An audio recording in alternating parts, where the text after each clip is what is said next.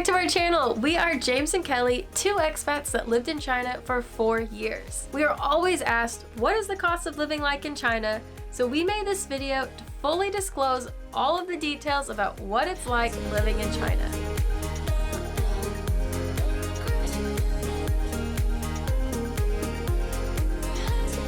Kelly and I recorded all of our expenses over 3 months for 2 reasons. 1, we wanted to save money, and 2, we wanted to know where all of our expenses were going. We know that Shanghai is one of the most expensive cities in the world, and going from a second-tier city to Shanghai, those costs of livings were completely different. So we decided to compare 2 top-tier cities in China. So we asked our dear friend Elise to share her cost of living in Beijing. Hi, my name is Elise Lightyear, and I am an American who's been living in Beijing, China for the past 4 years as a teacher. We are going to be breaking down the cost of living in Beijing. And of course, the #1 question everyone wants to know, well, how much do you make in China? Fully transparent, because I know you are all wondering, well, how much money does she make? I will tell you, I make... And just so you know, we fully disclose everything, and don't judge us too hard on what we spend. Our biggest expense the entire time we were in China was our housing. When we first moved to China to our lovely city of Suzhou, we moved into this spacious 3-bedroom, 2-bathroom apartment, and we only paid 4,500 yuan a month. Then we decided to move to Shanghai, and our cost for housing skyrocketed. We went from this 3-bedroom, 2-bathroom apartment to a 1-bedroom, 1-bathroom, 100 square meter apartment and spent 16,500 yuan a month on it. We spent so much because we lived in a very expensive location. It was inside the former French concessions and very close to the city center. You can spend a lot less in Shanghai if you decided to live in the outskirts or a much smaller apartment, but we really liked our apartment because it was spacious enough for both Kelly and I and our 2 cats to live comfortably. Now let's check out what housing costs look like in Beijing with Elise. Welcome to my Beijing apartment.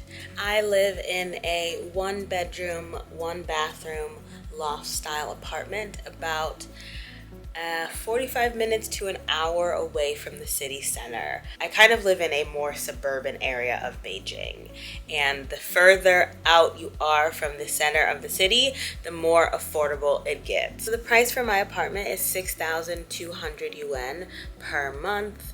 In China, it is very common to pay your rent every 3 months. So my rent, 6,200 times 3 months, is $18,600. Rental prices in Beijing are quite high, and I actually got a very good deal for the apartment that I have at the price that I pay. Previous to living here, I was living in a studio apartment that was 5,300 RMB, but after a year lease, the landlord was going to raise that rent to 6,000, and it was just a studio. And you can see where I live now and pay only 6,200. Everyone's favorite subject, bills. While we were living in the United States, our bills were super expensive, but luckily for us in China, bills are relatively inexpensive. We did have one bill that fluctuated quite a lot depending on the season, which is our electricity. During the winter and summer months when we're running the heating or the AC, we would spend a lot more money than during the spring or the fall. During the winter or summer, we would be spending 900 yuan. For those months that were perfect weather and we didn't have to use the AC or the heating, we only spent 40 yuan, which is very inexpensive. Our gas and water bills were both paid monthly and a relatively inexpensive cost. Our gas bill would be about 80 to 100 yuan, where our water bill was pretty consistent at 30 to 60 yuan per month. To save on our water, we did go to the gym before work, so we would always shower at the gym or the school, and that saved us quite a bit of money on our water and gas bills. Now, Wi-Fi and our phone bills are very different. In Shanghai, our Wi-Fi was 3,000 yuan for a whole year, which also included some SIM cards, but we never used those because we already had our phone bill set up in Suzhou before we moved to Shanghai. The 3,000 yuan was on the higher expense because we did want to pay for the better speed of internet so we could upload our YouTube videos and James could play his video games at a relatively good speed. Our phone bill is a little odd because we don't really know what we got when we went into China Mobile, because we went with our boss on our first day ever in China, not knowing what was going on. So how our phone bill worked was we just paid per usage. So we would just go with using it, and then one day our phone would stop working and we would just do a mobile top-up of 100 to 200 yuan, which could last us anywhere between a month to 2 months, depending on how much data we were using. Now let's go to Elise to see what her bills are like in Beijing. Let's talk about bills. First, my cell phone bill. So there was someone who went with me to help me buy a cell phone plan. And for unlimited data, unlimited calls, and unlimited international calls, I pay about 350 yuan per month. So with my most recent apartment, the only option that I had was to pay the Wi-Fi up front for the year. He just told me I would get the highest speed internet for 1,500 RMB for the year, and I paid it. So I do not pay a monthly bill for my Wi-Fi. It was only when I first set it up, and then after that year expired. So if I decide to stay in my apartment for another year, then I will have to pay another year up front again. We really thought that our transportation costs were going to be a lot lower than they were because we do ride our e-bikes everywhere and try to take the subway or the Alipay bikes that are on the street. Because our school was so far out of the city center, we always had to rely on the school bus. If we ever missed it, we would have to pay for a ride out to our school, which cost us a lot of money. And that definitely adds up over the month. In total, our transportation costs were about 700 to 900 yuan per month, or about 350 to 450 yuan per person. Now let's head to Beijing to see Elise's cost of transportation. The subway in Beijing is the easiest, fastest, and cheapest form of transportation to get around the city. So depending on how far you are going on the subway, the price will change. But the average one-way trip on the subway costs about 2 yuan. The subway is my #1 form of transportation. I take the subway to and from work, along with when I'm going places on the weekends. I would much rather take the subway than being stuck in traffic for 45 minutes to 2 hours, because the traffic in the city is horrible. We tried our best to go out and buy groceries and cook at home when we could. And we definitely did a much better job pre-Shanghai lockdown, but having to cook 3 meals a day for 60 days straight locked in our apartment, we felt done with cooking out. And we really splurged on going out and getting deliveries. When we did decide to go buy groceries, we would go to a local market that was right next to our apartment, and it was very inexpensive. We only ended up spending about 300 to 500 RMB total a month there, so about 150 to 250 per person. But when we did decide to go buy some imported groceries or go to the international markets, our grocery bill would go up to 1,000 to 2,000 RMB a month, or about 500 to 1,000 per person. The local markets are definitely a lot cheaper than the international markets, and they were always very easy to find and get to. But there are some things that we always wanted to get, like cheese and other Western items that you can't find in local markets, so you have to go to the international ones. Now let's go to Beijing and check out what Elise pays for her groceries. So I go grocery shopping every few days, at least once a week, because I do not buy in bulk, I just buy as needed. Because I go to the grocery store quite frequently, I don't spend that much money. I'm definitely spending less than 100 yuan per trip. And when I go to the grocery store, usually the most expensive things that I'm buying are meat and imported products. I usually don't buy toiletries or home items from the grocery store because they tend to be much more expensive than they are online. So really, when I come to the grocery store, I'm only just buying food and like things that I need immediately. Overall, I think I probably spend about 1,500 yuan per month on groceries. Going out to eat was James and I's favorite thing to do, either after work or on the weekends, so this is a big spending category for us. Shanghai is full of amazing places to eat, especially different international restaurants. There are two categories that I'm going to talk about, the Chinese restaurants and the international restaurants. When we talk about our Chinese food, we definitely have the staples that we love to go and eat. We love to get dumplings, malatong, hot pot, noodles, and so much more. Every time we would visit those restaurants, it could cost about 35 to 50 yuan per person. But when we wanted to splurge and go to international restaurants, this is where the biggest cost comes from. Each visit was about 200 yuan or more, just depending on what food we got or what drinks we got. Per person, we would spend 100 or more, which was pretty expensive. In total, our eating out category is about 2,500 per month or 1,250 per person. Now let's see if Elise spends just as much money as we do going out to eat in Beijing. Even though I really enjoy cooking, I think I do eat out at restaurants quite a lot, maybe 4 times a week, like always on the weekends. On the weekends, I'm always eating out. I think my food preferences are quite diverse. I am not someone who just eats Western food or just eats Chinese food. I eat both. Most of the restaurants I go to are small, local-owned restaurants or franchise Chinese restaurants that are in malls. Chinese food is quite affordable.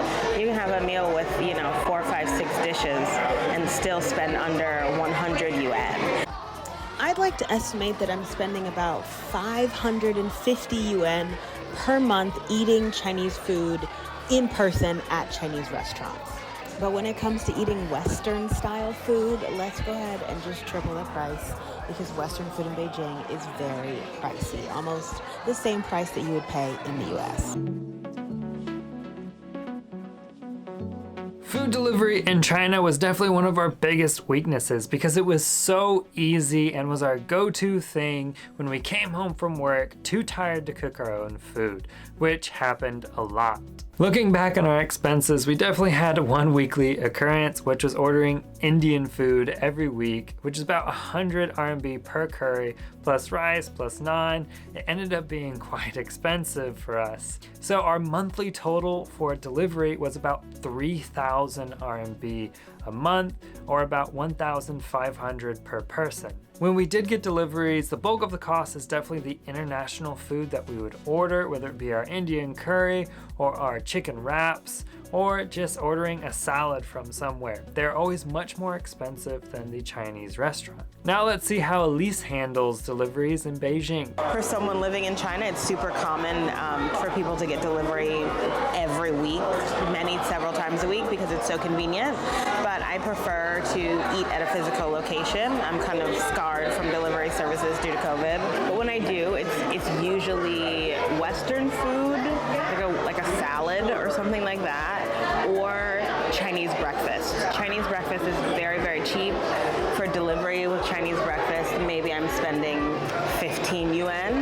I'm probably getting 2 steamed buns and like some soy milk. And when it comes to Western food, one of the places I like to get delivery from is this really nice salad place. The salads are expensive. They're about 78 kuai per salad. In total, I'm probably getting delivery 6 to 10 times a month.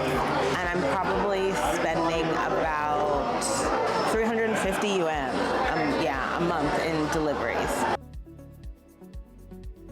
While our last few months in China, we were not buying as many things online because we were trying to actually sell everything so we can move back home. But prior to that, we would spend quite a bit of money just because we wanted to make our house feel like home.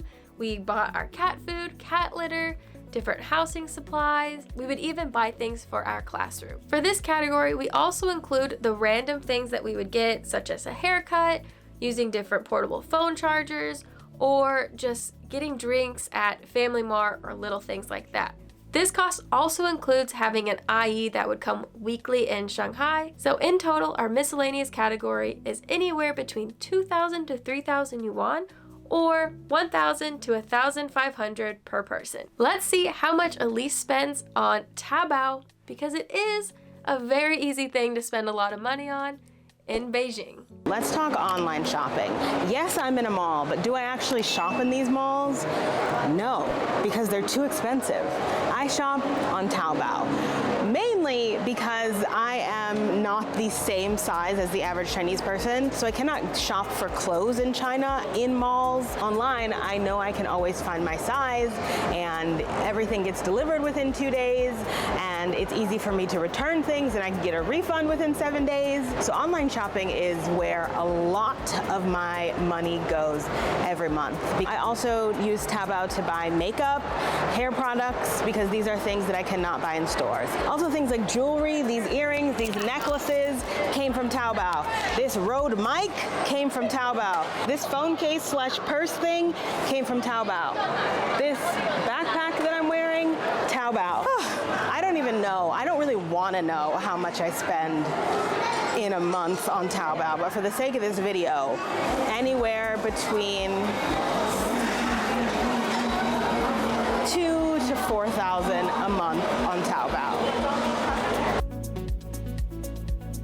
In the entertainment category, the biggest spender would probably be me, as I went screen golfing weekly with my friends. However, we also included going out on the weekends, going to different activities, and going to different festivals inside Shanghai. Now, this category would have been much more if we would have kept going out like we used to when we first came to China, where we were spending about 6,000 yuan a month just going out. However, during the last few months of our time in China, we cut back tremendously and reduced that cost to half at 3,000 a month, or about 1,500 per person. If you're wondering how much we spend on traveling in China, it would be good to know that both Kelly and I are very frugal and like to stay at inexpensive places and do not take tour agencies, but instead try to figure our own way how to get to places. So for a week trip, we would probably spend only about 4,000 yuan, or about 2,000 per person. This cost does change depending on where you're going and what time you're going, if you're going on a holiday. But overall, we actually don't end up spending that much money traveling in China, and it's very affordable for us. Now let's check out Elise's costs on entertainment. So how much money do I spend on entertainment? The great thing about living in Beijing is that there are loads of things to do to entertain yourself, whether I'm going to like an iconic Beijing landmark, or I'm going to a museum, or I'm going to a pool, or I'm going to Universal Studios, or I'm going to the park, or I'm going to a food or a music festival. Those things vary in price. So kind of a normal weekend in my life is usually like doing some type of exploring or going to some event during the day, and then at night I'm like usually meeting my friends for drinks and dinner, and we bar hop, we go to different restaurants, and yeah, those bills add up. It's pretty average for like me and a group of 4 friends to drop 3,000 yuan in a bar on a Saturday night. That's pretty common, but it doesn't happen every weekend. And of course, we're splitting that between friends. And then on top of that, a big form of entertainment for myself is travel. I travel a lot. I mean, I think towards the end of 2021, the beginning of 2022, I was going on a trip every month. Although it is quite affordable to travel in China, you know, that money racks up. We both know that people are always curious to know how much we made in China. So don't worry, we are going to tell you so you can put our cost of living expenses into perspective knowing our monthly salary. Both James and I were making 34,000 yuan per month after tax. This was our final salary after living in China for 4 years. At the beginning of our time in China, we were only making about 18,000 yuan after tax per person, which is still relatively high for the cost of living in China. Our monthly salary does not include all of the bonuses and extra pays that we could have been getting. This is just our base salary plus housing Both James and I were working at a bilingual school at the end of our time in China, and both of our salaries were on the lower end of the pay scale as we were not qualified teachers. If you have a lot of experience after getting qualified, you might make a lot more money than we were. But we were happy with our experience and getting our teaching certificate while working there. Now let's go to Elise to see how much she makes in Beijing. I will begin this video by saying I do make maybe higher than the average salary, just because I've been living in Beijing for a while, and you know, when the borders were closed, jobs were offering a lot more in terms of salary. So I was able to take advantage of that. So my salary is going to be higher than someone who is coming to China for the first time. And to be fully transparent, because I know you are all wondering, well, how much money does she make? I will tell you, I make 32,000 RMB per month after tax, the equivalent to 4,400 US dollars per month. Now that we've thrown a bunch of numbers at you for our cost of living, it's time for us to add it all up. And when we saw those total amounts, we were both a little embarrassed about how much we actually spend per month while living in China. So in total, we would spend about 16,000 yuan per person per month, and Elise spends around 20,000 yuan per month. Now note, when we were tracking our expenses, we were in complete savings mode, so we were cutting back a lot of our expenditures. If we were not in our saving mode, we would probably end up around the same amount as what Elise spends. Even though it sounds like we're spending a lot of money, our salary minus the general cost of living is still relatively inexpensive, and we are able to save a lot even by living in a top-tier city.